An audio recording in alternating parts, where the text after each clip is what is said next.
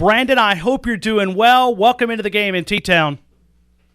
Thank you so much for having me, guys. I appreciate it. Absolutely. Looking forward to the conversation. And Brandon, I know that many of us, as we reflect on 5 years ago, it's a different meaning to all of us. But as you woke up or last night as you were looking at the calendar, what is the first thing that goes through your mind when you think of this date 5 years ago? Honestly, I mean, just a tragedy, how terrible it was. But also it's just a story of, rebuilding and, a community getting together and just being courageous with each other to make things to be the best they could be. But also just remembering, Carson Tinker and Ashley Harris, and that's the first thing that really comes to my mind. Absolutely. One of your teammates, as you were talking about Carson Tinker, lost his girlfriend there on April the 27th of 2011. Brandon, where were you at when you heard that the tornado was headed this way? I was actually at the football facility. Ironically, was there getting some extra work in, and Coach Cochran came in and told us, he said, guys, we got a pretty big storm coming in this way. You might want to make your way home. But honestly, we didn't take it too serious, man. Just kind of finished up our workout. And can you talk about, because we were, I'm watching this from 15 miles to the west of where I was at. I was watching television, and I'm, as I'm watching the video screen, describe the tornado, did you know it was that bad, or were you able to see a television? What was the alert system like? It was pretty bad, man. Honestly, like I said a couple seconds ago, didn't really take it serious, man. And that's one thing that I could, say to most people, is just to be prepared and do take these sirens serious that go on in Tuscaloosa. But before we could even leave, man, I went out to my car. I was about to go out to my car and just saw how dark it was getting. And you could feel the change in temperature. And I just went back inside to play it safe and just kind of bunkered down at the facility, with the staff and a few more teammates. But somebody had made eyesight of it, out of the back of the football facility. So honestly, went out and you could see that thing, man, just barreling down 15th Street. And you could see the debris, you could feel the suction coming, and it was pretty shocking, man. It was a pretty scary event. When you look at Tuscaloosa, and there's a lot of things that bring us together, and I was trying to describe this in the first part of my program. We're connected with Tuscaloosa with so many different ways. It's the University of Alabama. It's home of the Crimson Tide. Many people spend 3 and 4 and 5, and some of us even takes a little bit longer to finish a degree. That we spend this time in Tuscaloosa. We're emotionally attached. But would you say that 2011 storm create a deeper connection to Tuscaloosa for many of us that have had a chance to call this place home? Absolutely, man. I think with the success of the university, not just the football team, but the university as a whole, once you're here, it's so homey, it's such family-oriented type, city. But I think that with what happened with the tornado on April 27th back 5 years ago, it brought us even closer.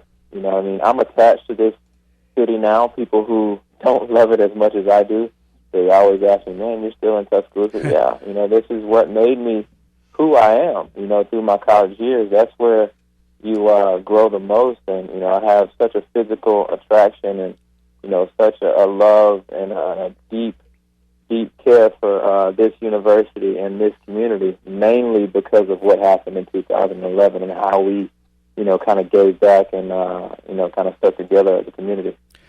When you look at Nick Saban, a couple of weeks ago, it may even been a month ago, he was recognized as one of the top 50 greatest leaders in the world.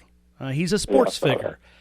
And what was it during that moment that you could see those leadership skills coming to light? That leadership, I know he's a leader, but it's not on the field. It was off the field where he developed so many different things to be able to give back to this community. What was it during that point that his leadership style stuck out to you? Well, through that tragic event, Coach Saban did a lot. People, obviously saw him on the news and on TV, or whether it be in print or magazine, you know that Coach Saban played a huge part in the rebuilding of this city. Okay, mainly because of those leadership skills. But one thing that Coach Saban always preached was, don't go to bed at night praying for blessings, pray to be a blessing. Wow. And it did not surprise me when I did see that list. I think he's number 11 on the list. He is. But Coach Saban is not the type of guy that wants a lot of recognition, okay? I can tell you right now that he's done hundreds of things that just kind of get pushed under the rug because he doesn't want it to get out. He doesn't want to be the face of everything. You know what I mean? Coach Saban is all about getting business done and helping other people become successful. And the process that he preaches is discipline, commitment, effort, toughness, and pride. And not only does he want you to succeed in football, but he wants you to succeed in life as well. So those leadership skills, they're developed. You know what I mean? People always say leaders are born, but no, Coach Saban is someone that has learned from many great leaders that he's had in his life, and he has become a great leader and one of the best in the world. And, honestly, the only thing that I can do is just try to mimic everything that he's done to have what he has. We are talking to Brandon Gibson right now, a former wide receiver at the University of Alabama. He's won several national titles at the University of Alabama. He was part of that 2011 team. Did you feel the accountability or the pressure, even as a team, that you guys gave the city of Tuscaloosa? Because as we're rebuilding and picking up the debris and trying to find a way to get our life back together, the football team gave this town and this community hope. Did you guys feel that? Was that something that was ever talked about, or was it just really just understood that the attention was on you guys and you could give somebody an outlet of hope? Well, honestly, it was talked about, and yeah, I can agree with you on that. I definitely felt the pressure. We felt the pressure.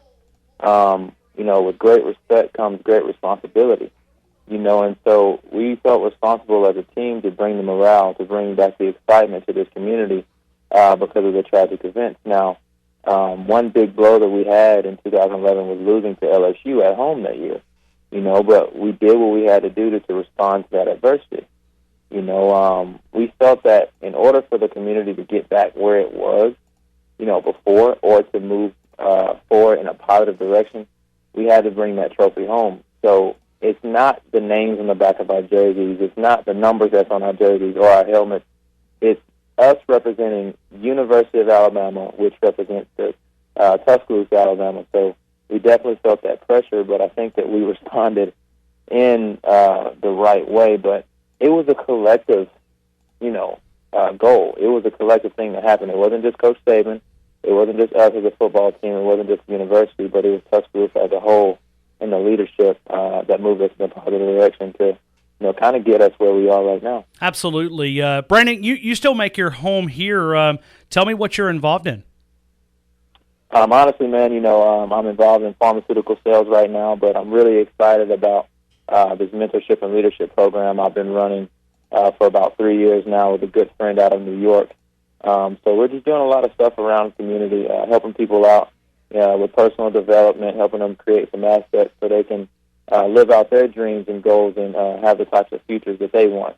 So I'm just kind of tied to the community, man, and doing everything that I can to make other people's lives better. And I think that that's a godly principle. My faith is very, very strong, and I'm just living the dream, man, helping out as much as I can, but, definitely staying tied to the university. And the biggest perk is being able to go back over there and work out at that facility anytime that I want. So I thank Coach Saban, I thank the university, and I thank you guys for reaching out to me and allowing me to do things just like this to give back. Hey, Brandon, if I could ask a couple of more questions. I almost feel guilty of talking about football, but you were on that part of the foundation that Nick Saban was able to implement here in Tuscaloosa.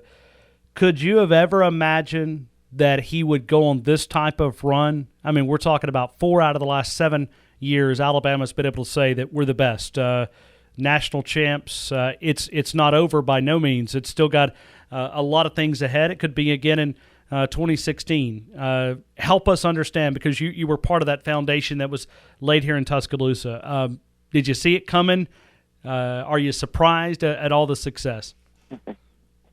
I mean, honestly, I'm not. I had a lot of scholarship offers coming out of high school, but one unique thing that Coach Saban said to me, sitting in my living room was, he goes, "Brandon, I'm here to win national championship." And he kind of adds the S to it. And, he goes, "I want you to do that while you're here. I want you to do that in the next 4 to 5 years of your career at Alabama." But he had a strategic plan, and he attacked it, and he dealt with problems before they even happened. So victory loves preparation, and so I just think that Coach Saban is probably, the most prepared coach for any situation that I've ever seen or ever heard of.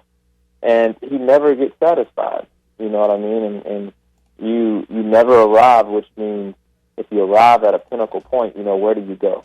You keep resetting those goals and understand that success is a journey and not a destination. And, Coach Saban, he's a very unique individual. You kind of almost feel like you owe him something, mainly because of so much that he pours into his team, into the university, and just the organization in general. So I'm happy, man. I'm happy to have him here as our coach, and I'm happy to follow him for however many years he'll be here. And he'll definitely be someone that I'll try to keep in my back pocket as much as possible. Well, it's just part of unique history. We may never see this happen again in college football, and we're caught up in the moment. We probably will not realize exactly how great this run is until 20 years from now, and you'll look back and you'll go, did they really win that many championships? I mean, it's one of the greatest dynasties ever, not just in college football, but in sports in general. Absolutely.